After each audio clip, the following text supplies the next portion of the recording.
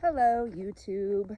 It is an extremely hot week and I had ideas for videos that I was going to make, but I don't function very well in the heat. I do not enjoy it. So not much work has been getting done during the daytime. We kind of have just been hiding out inside. I'm kind of losing my voice. I'm not really sure why, but you can hear I sound a little hoarse. But right now I'm going to throw down some seed to this pig paddock and this pig paddock, because as you can see, the pivot for the field around us is running, and that's the only way that that area gets watered. So I have this bag of rye, which it's not really the ideal thing to plant this kind of time of year. Rye is kind of a cold weather crop, but it's the seeds that I have, and that space needs to have something growing on it. Otherwise, it's all just going to become weeds. So yeah, that's what we're gonna throw down real quick. I need to find a bucket. Why is there never a bucket where I need one? Stand by. I think I know where they all are, but for now, we'll have to work with this guy. Anyways, I decided the video I was gonna make for this week was to introduce our newest addition to the homestead. If you have followed me on Instagram for very long, you know that we kind of have this unofficial rule that got my bucket of seeds. So we kind of have this unofficial rule that we don't add more than one new type of animal each year. So like, you know, every year we might get more chickens or more pigs, but we don't get a totally new to us breed of animal, or even like category of animal, I guess you would call it. That was not intentional. That's just kind of how it's gone. So last year we got turkeys for the first time, and they were super fun.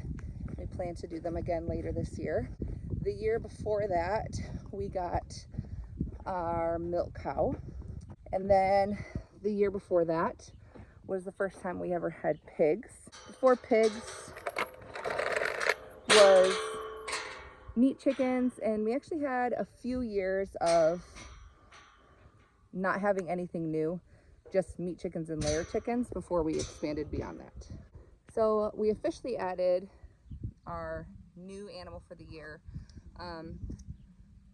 It's actually been almost 2 months since we got them, and I'm going to share them with you, but first I got to get all this seed thrown down and get that over with, so that it can get watered by the pivot.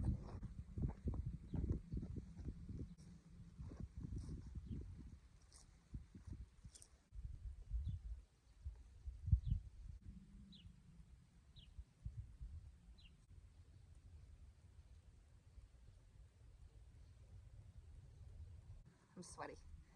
It's really hot out. I've got all of that seed down.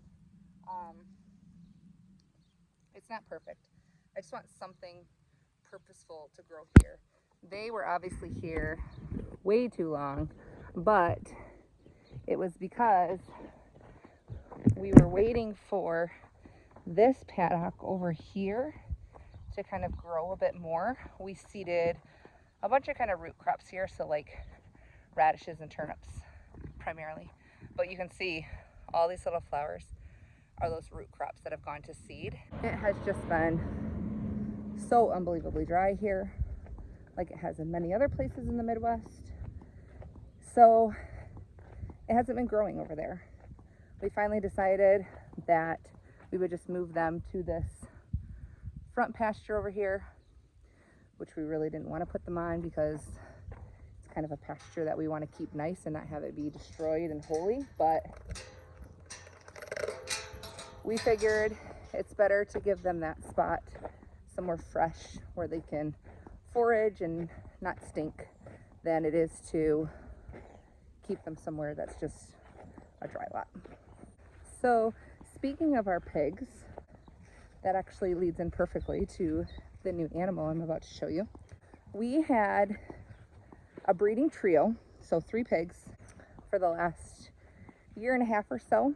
So there was a boar and 2 gilts, and we decided that we were not going to breed pigs for now.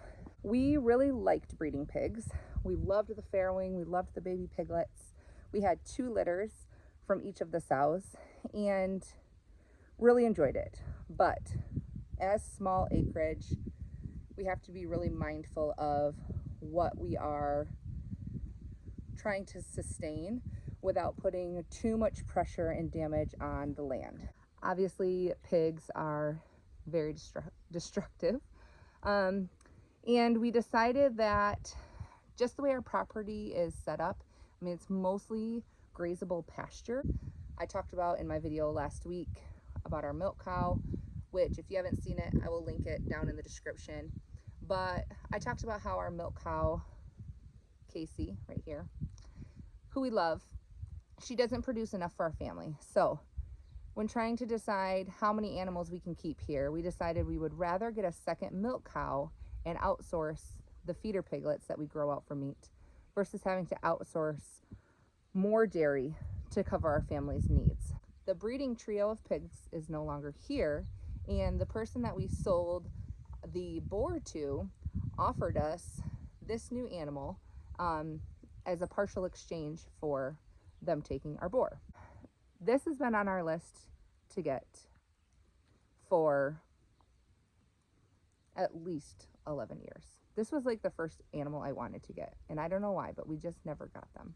In fact, one year for our anniversary, this was like when Tommy and I lived in the city. We were not homesteading in any way, but we wanted to be. I actually had my aunt introduce me to a friend of hers, I think that she knew from work, who raised this animal. And for a date one year, I think it was like our anniversary or something, we went over to her little hobby farm and we butchered them with her as like a day date without kids. It was a really big deal and it was super exciting, and we always kind of laughed because it was like, wow, we're very romantic going to butcher a new animal that we've never even eaten before for an anniversary celebration. Anyways, the thing I love about this animal though is that unlike meat chickens or unlike our milk cow, these are similar to our pigs in the aspect that they are reproducing on their own. So we have males and females, a male and females. So they can self-reproduce, they are for meat, and they don't do a lot of damage to the land like a pig does. They don't take up a lot of space, they don't take up a lot of expensive feed. If we absolutely had to not outsource feeder pigs or meat chickens, this could be a food source that we could rely on growing ourselves and reproducing on our own, which gives us a lot of comfort. So I think I'm going to stop talking about it and just go introduce you.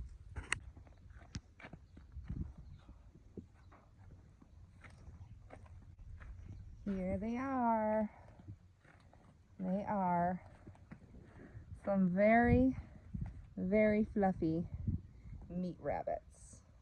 So we have 2 does and 1 buck. This is Ricky and Lucy, and then this is Brownie.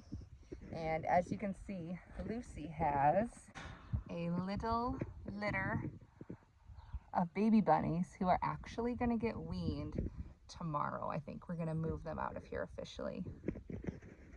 It is very hot out right now, like I mentioned, and rabbits do not like to be hot. So just topping off her water quick.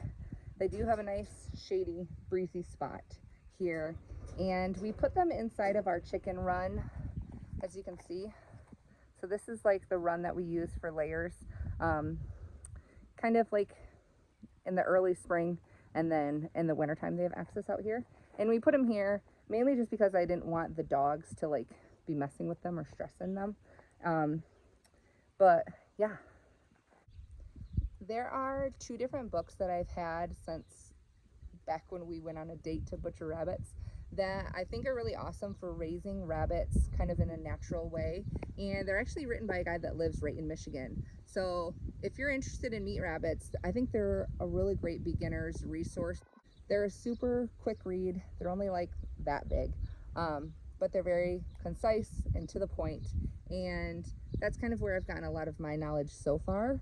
But otherwise, it's just going to be something that we kind of learn as we go. So they are silver fox meat rabbits, and when we got them, we were expecting that both of them were due to have litters within about a week, and obviously one of them did and one of them didn't. We thought about breeding back the one that didn't, but we decided that we would just wait and breed both of them at the same time. That way, if something happens, we can kind of foster kits to each other, which is kind of a similar thing to what you do with pigs, is that, you know, if one mom has a really big litter and one of them doesn't have as much, you can kind of try to even it out. Or if something happens and a mom doesn't make it, you're not having to bottle feed baby animals then. We are going to be moving out those kits. They are just 6 weeks. They're ready to be weaned. In fact, I kind of think that they might already be weaned because we have not seen them nursing in quite a while. But our plan is to raise them in little pens. I have this old like chicken run that I got for free from my parents' neighbor, and it's kind of janky, but I'm going to try to make it work temporarily until we can decide exactly how we want to build our rabbit tractors.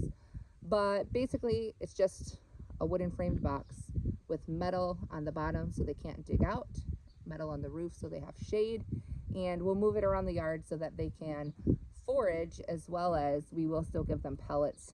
From my understanding, when a rabbit has been exclusively fed pellets for a long period of time, you have to kind of gradually transition them over to fresh forage. Sometimes it can take several generations. Sometimes it's easier, but we're just gonna kind of keep an eye on that. I'd love to try to like track their weights. Maybe with the next 2 litters, we can kind of do a side-by-side comparison and see how they grow differently.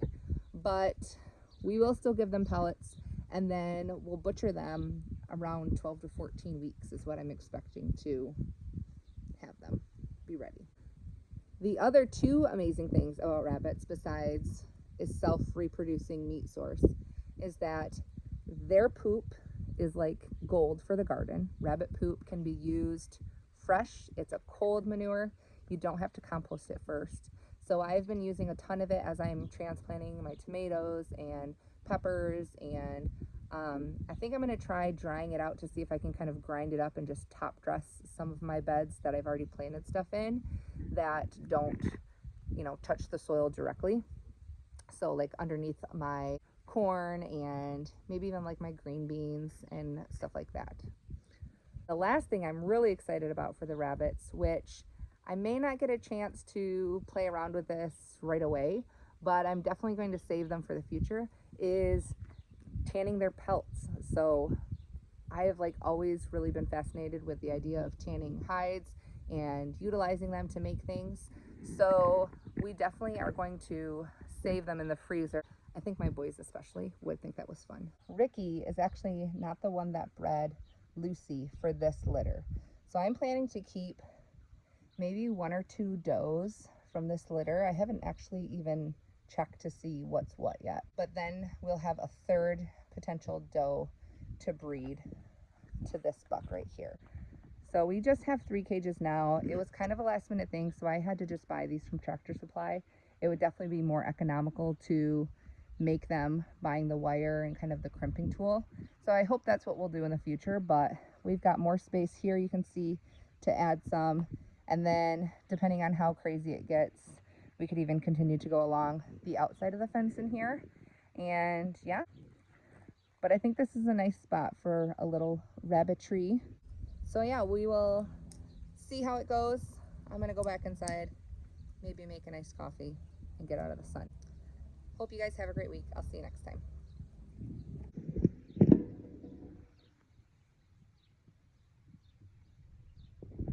Are you guys so hot? I might spoil you and go get you a fan out here.